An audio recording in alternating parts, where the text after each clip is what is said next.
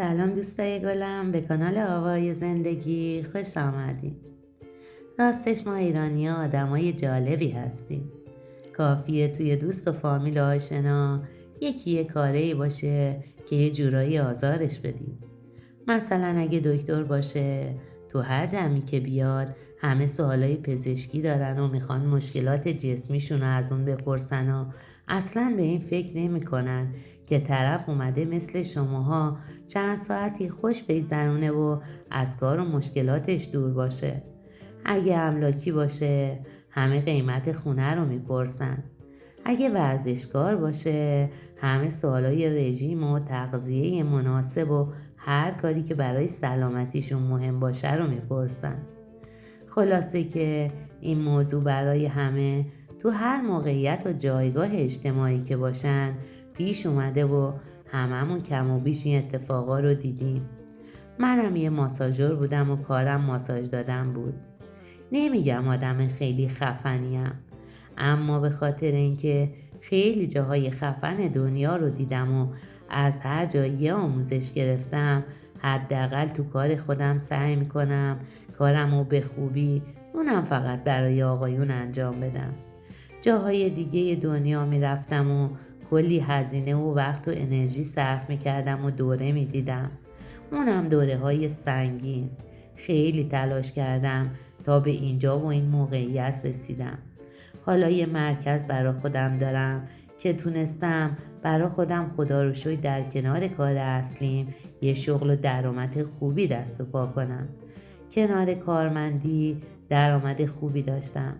حتی تو خونه آشناها و کسایی که خیلی خوب میشناختمشون به صورت خصوصی میرم و سعی میکنم که کارم رو درست و صحیح انجام بدم و اونا رو درمان کنم.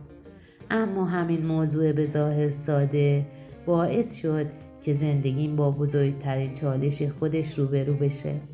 من و زنم سالها قبل در حالی که از شغل و حرفه من و علاقه من به این شغل با خبر بود با هم آشنا شده بودیم و ازدواج کردیم.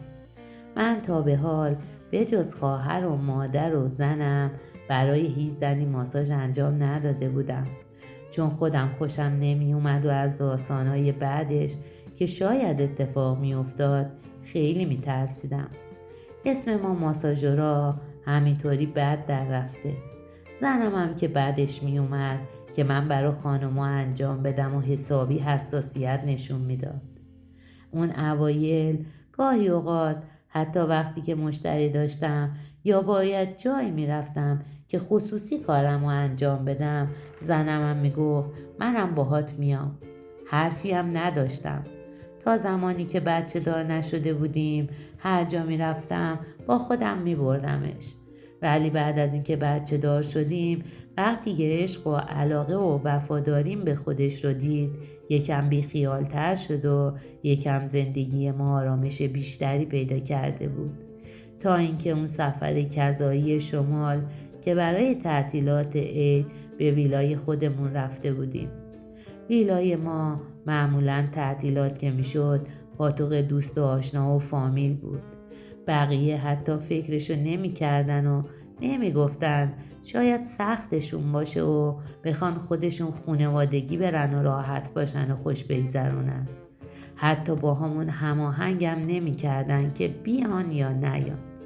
هر کسی خودش کاراشو می کرد و به سمت شمال و در نهایت ویلای ما می رسید. اون سال عیدم طبق معمول هر سال ویلامون خیلی شلوغ شده بود.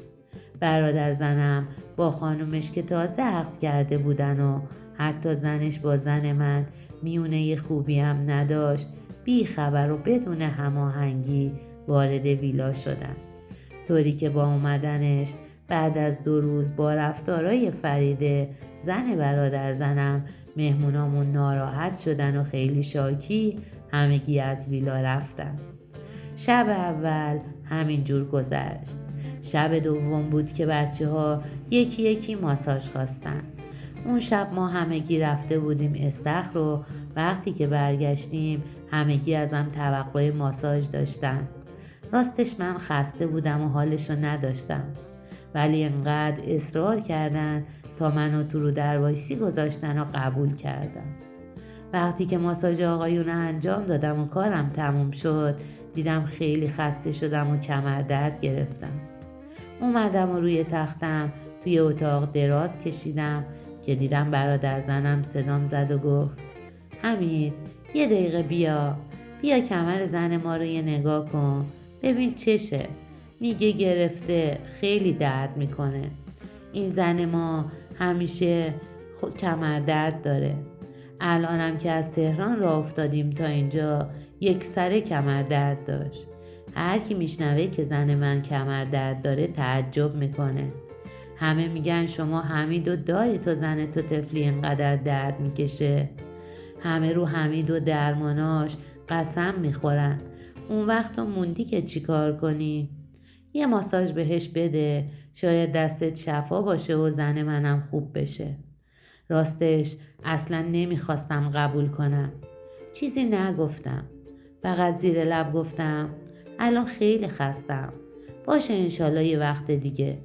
ولی وقتی که به اتاق برگشتم و دوباره روی تختم دراز کشیدم، شنیدم که انگاری فهیمه آماده شده و روی شکم دراز کشیده تا من برم و ماساژم رو شروع کنم. قیافه زنم رو اگه میدیدید وحشت میکردید. خودم که اصلا نتونستم مستقیم توی چشاش نگاه کنم. مونده بودم که چی بگم و چی کار کنم. از اونا اصرار و از من انکار که به خدا خستم و نمیتونم، بذارین برای یه وقت دیگه. ولی برادر زنم اصلا گوشش بدهکار نبود. به هر صورتی بود مجبور شدم که برم و کارم رو شروع کنم. رفتم تو اتاق و روغنامو آوردم و شروع به ماساژ کردم. برادر زنمم همون دقیقه اول زنشو سپرد به من و از اتاق بیرون رفت. زنمم دلواپس بود و مرتب میرفت تو آشپزخونه سر غذا و برمیگشت. اون شب طفلی زنم یه پاش تو اتاق خواب بود و یه پاش توی آشپزخونه. فهیمه زیر دستم سر و صدا میکرد که زنمو عذاب بده. مدام فریاد میزد و آخ و اوخ میکرد. خجالت هم نمیکشید. پیش خودم میگفتم آخه خجالت نمیکشی؟ حالا اون شوهر بی غیرت این کار رو خواست، منم مجبور شدم قبول کنم. تو چرا قبول کردی؟ انقدر آخ و اوخ کرد و گفت یکم پایین تر که زنم عصبی شده بود. بعدم گفت حمید چقدر بهم حال داد، چقدر حالمو خوب کردی. وقتی که این حرفو زد زنم که حسابی تا اون لحظه عصبی شده بود و خودشو کنترل کرده بود دیگه نتونست طاقت بیاره و اون شب یه دعوای خیلی شدیدی با هم کرد.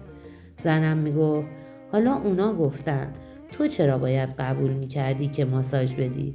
بهش گفتم برادر بی غیرت انقدر اصرار کرد که من مجبور شدم و قبول کردم. حالا من مقصر شدم؟ برو یقه داداشتو بگیر. مگه من حرف و حرکت بدی کردم؟ تو که مدام می اومدی بالا سرمون و می رفتی. همش بالا سر من وایستاده بودی. دیدی که من حتی یه کلمه حرفم باهاش نزدم. اون بود که دائم حرف می زد و سر و صدا می کرد. ولی زنم به قدری ناراحت بود که اصلا گوشش بدهکار نبود. فهیمم که فهمیده بود با این کارش تونسته چجوری اعصاب زنم رو خورد کنه، دائم بلندتر سر و صدا می کرد. به هر صورتی بود اون شب گذشت. تا چند روز که پیشمون بودن دائم از کارم تعریف می کرد و می گفت به چند تا از دوستامم گفتم که چقدر تو کار بلدی، اونام میخوان بیان پیشت. اون ماجرا بینمون فاصله زیادی انداخت که باعث جداییمون شد و ما با بچه بازیچه حرفای فهیمه شده بودیم. بهش میگفتم بازیشو نخور، این همینو میخواد زندگی تو خراب کنه. ولی گوشش بدهکار نبود. زندگی ما تا مرز جدایی رفته بود و من دیگه به همه میگفتم که کار ماساژو کنار گذاشتم. دیگه کار ماساژ انجام نمیدم. فهیمه شر زندگیم شده بود و روزگارم سیاه شده بود. طفلی بچم دیگه از دست دعواهای ما آرامش نداشت. فهیمه به خاطر اینکه زنم رو آزار بده یه روز که تو خونه بودم به هم زنگ زد و گفت حمید تو رو خدا یه خواهشی ازت دارم که میخوام به هم نگی و آبرومو جلو دوستام نریزی. من با دوستام قرار گذاشتم که یه روز تو بیای خونمونو به چند تا از دوستام ماساژ بدی. مطمئن باش که مشکلی برات پیش نمیاد.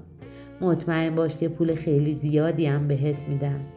من که دیدم زنم با شنیدن حرفاش رنگ از روش پریده اجازه ندادم که بقیه حرفاشو بزنه و سریع بدون خداحافظی گوشیمو قطع کردم. از همون لحظم شمارش رو بلاک کردم و بعد از اونم دیگه با برادر زنم قطع رابطه کردم. زنم نقطه ضعف دستش داده بود و اونم از همین نقطه ضعف استفاده کرده بود و مدام آزارش میداد. من از اون موقع کارم رو کنار گذاشتم و دیگه کلن برای هیچ کس حتی آقایونم ماساژ انجام نمیدادم.